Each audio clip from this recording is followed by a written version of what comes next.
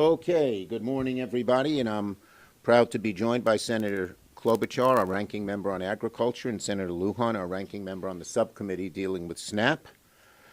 So look, right now we're staring down the barrel at two crises at once, a health care crisis and a hunger crisis, and both are caused by one man, Donald Trump.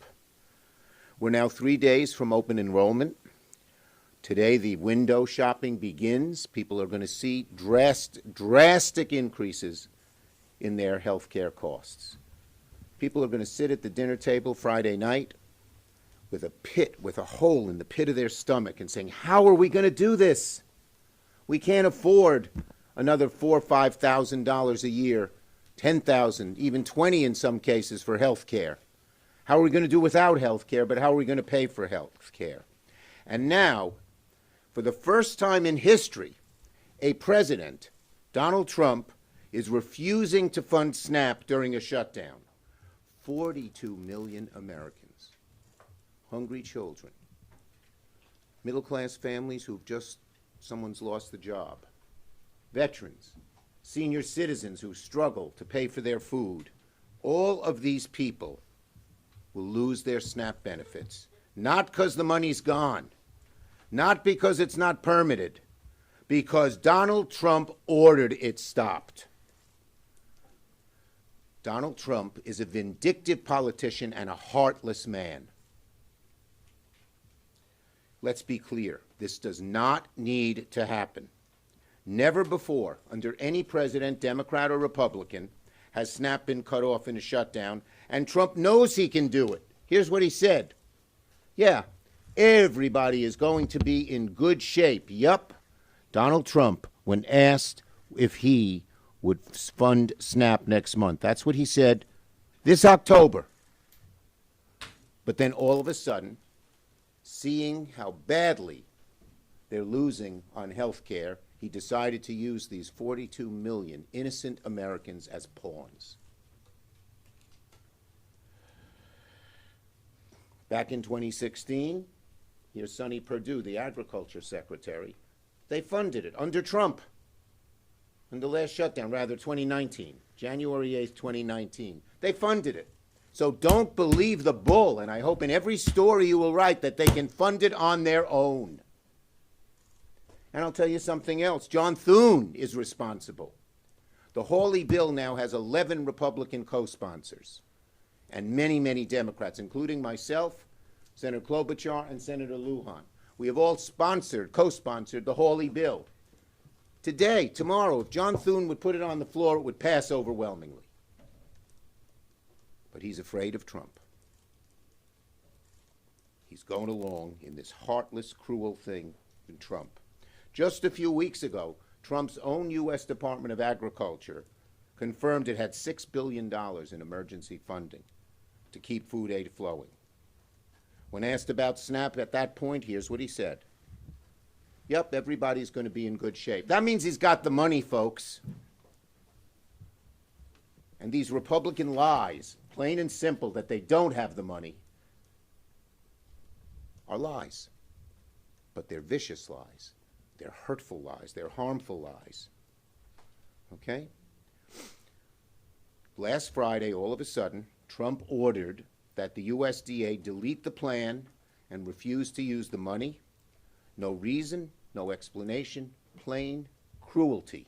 Cruelty that even Trump back in 2019 didn't do, but he's gotten so much worse and so much meaner and so much more desperate because he knows the American people are turning against him on health care and, as Amy will mention a little later, on SNAP as well.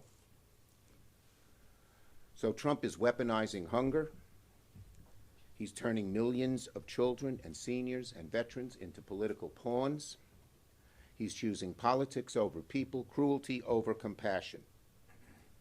And let's be clear about this. They've been on a crusade. The Republicans have been on a crusade against SNAP all year. They slashed it by $200 billion this summer to pay for their tax cuts for billionaires. So they've never wanted SNAP, and they don't want it now. But as again, they're using these 40 million innocent people as pawns. It's a disgrace. they can end it right now. Amy. Thank you. Thank you. Thank you, Leader, and thank you to Senator Luján for leading a very important bill which would restore. Okay, I'm going to have to vote. I'll be right back. Okay, thanks. Okay, now we're say whatever we want here. That could yeah, there we are. A very important bill that would restore the SNAP funding, and that bill, like the Hawley bill, as we could pass right now. Senator Luján's bill that I'm co-sponsoring with him, he's the lead of the Subcommittee on Agriculture, actually includes WIC as well, so I'm partial to it. But the point is that both bills we're supportive of. And so Senator Thune should call these bills up. He should call both of them up immediately, and as Senator Schumer said, they would pass. So that's why this is such a false crisis. Why is it actually a crisis? Because the House isn't here. So if we pass the bill because they're afraid to vote on the Epstein files, it will sit over in the Halloween candy jar of Speaker Johnson, where, by the way, the candy is 10% more expensive because of the Trump tariffs. Secondly, that money, as Senator Schumer has explained, is there. There is $6 billion with a B, dollars that are set aside in a contingency fund for things like this. And one of the things that really bothers me about this is that they clearly knew that this could happen, and they actually had on their website, and I know many of you have seen this, a plan that was not issued under the Biden administration. It was issued under the Trump administration, and we screenshot it, so we have it. No one denied that it was out there. It's now magically disappeared like the East Wing. And it says this. It says, the receipts were these. This plan said, congressional intent is evident, congressional intent, that SNAP's operations should continue during a shutdown, and multi-year contingency funds are also available to fund participant benefits in the event that a lapse occurs. So there it is. We would call that a smoking gun in my old job as a prosecutor. They had it on their own website. They took it down at the administration's direction. So they have the money there, or they can fund it through legislation. So let's just make that clear. Then let's go to the second question. Why are they doing this now? Guess we could ask the same question. Why did Trump pardon George Santos when a lot of people in the Republican side in the House never would have wanted that to happen? Why did he suddenly ask for $230 million from the Justice Department? Why did he say he was going to run a third term and then back down? Steve Bannon put it out there. Why are all these things happening? Dominate the news every single day.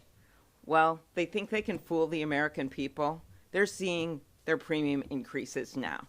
No matter how many things they throw out there, no matter how many families they threaten to starve, the fact is the premium notices November 1st is the date. It's not a December thing. It's not a January thing. It's a now thing.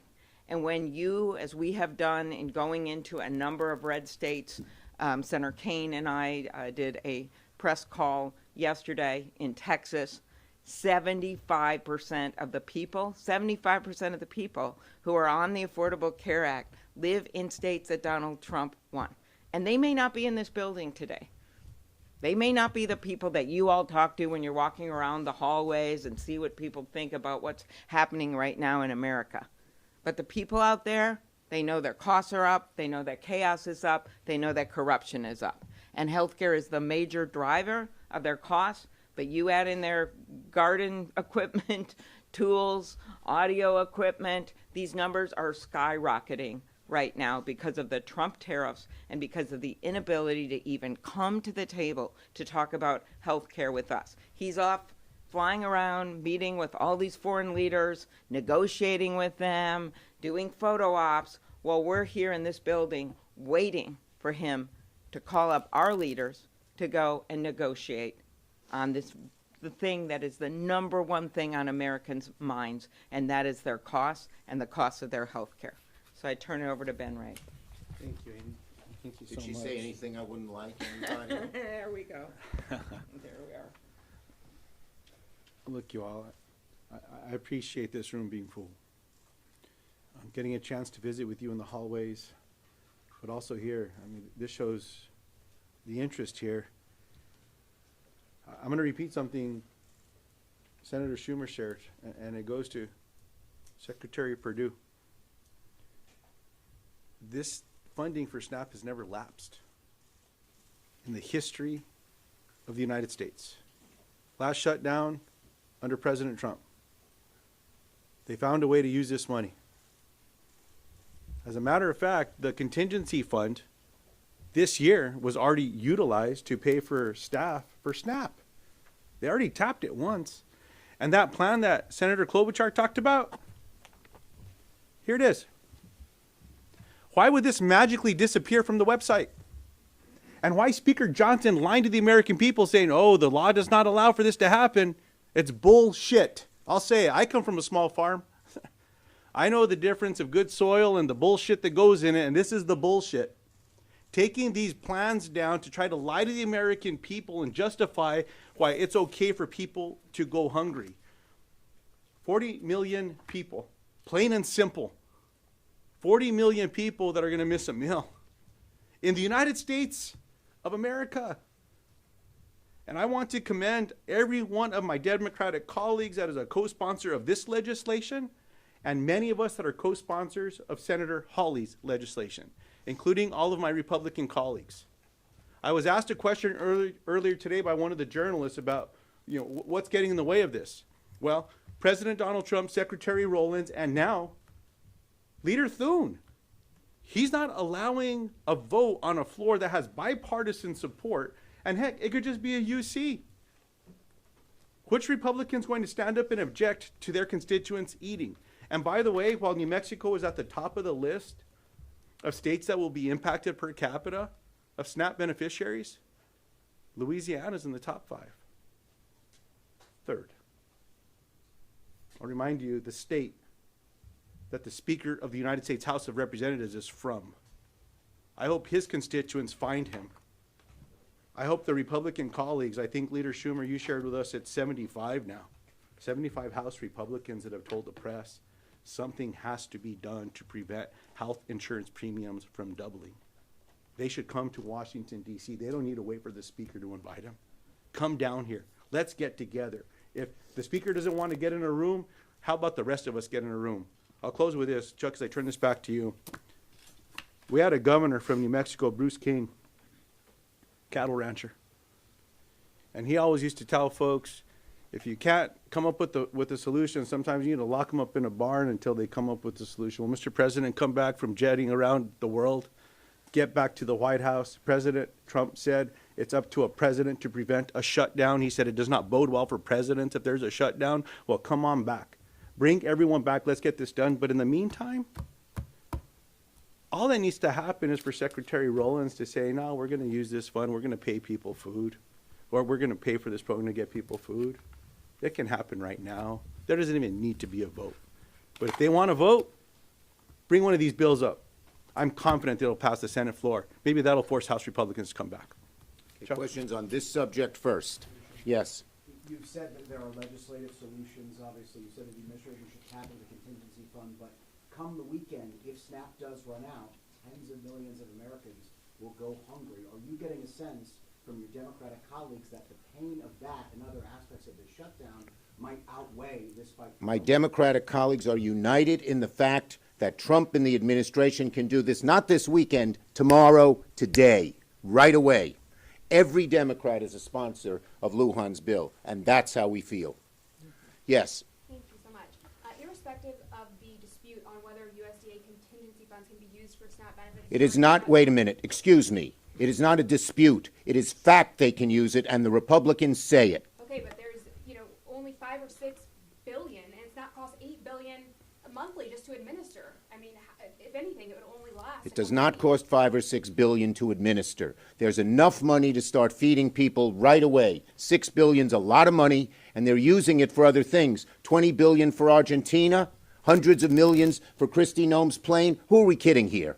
Yes. What happens once it runs out? If it only lasts 2-3 weeks, do Democrats fold then? The bottom line is they can fund it just as in 2019, just as in other shutdowns, for a long period of time. And they also, if Go the ahead. contingency fund, which is $6 billion, which gets you nearly a month, 3 weeks, runs out, then they can pass Senator Luján or Senator Hawley's bill, both of which we support, we know that there'll be 60 votes for that.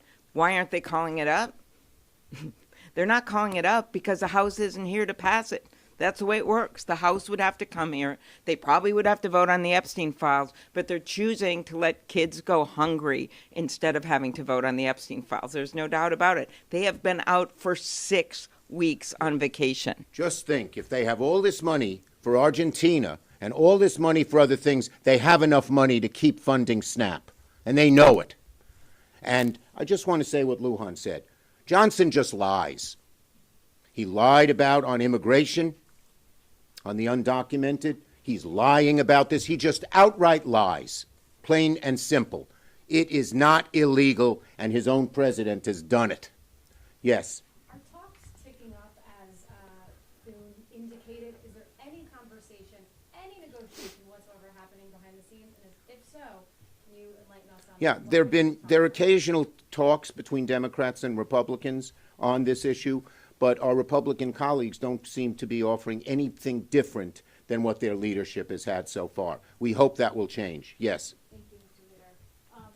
Understanding what you're saying about Republicans' options here for SNAP and the contingency funds, are you saying Democrats have no responsibility for the fact that We are saying the SNAP is not funded? We are saying the Republicans can fund it now, and they're using these people as hostages. Plain and simple. Next. That's the answer. The answer is they can fund it right now. Okay? Right now. Leader Schumer, on SNAP and on healthcare broadly. And by the way, we don't want to pit health care and food. They do. We think you can have both. Yes. On SNAP and on the ACA, Leader Thune said yesterday he had just spoken to President Trump and that the president would be willing to sit down with you next week to talk about ACA subsidies. Is that an acceptable offer for you? If the government opens, by the way, is that an acceptable offer for you? We've always said, they always say, do it later. Do it later. Later, to quote Martin Luther King Jr. in his letter from the Birmingham jail, means never. They have had since March to do this. They've voted 3 times against it.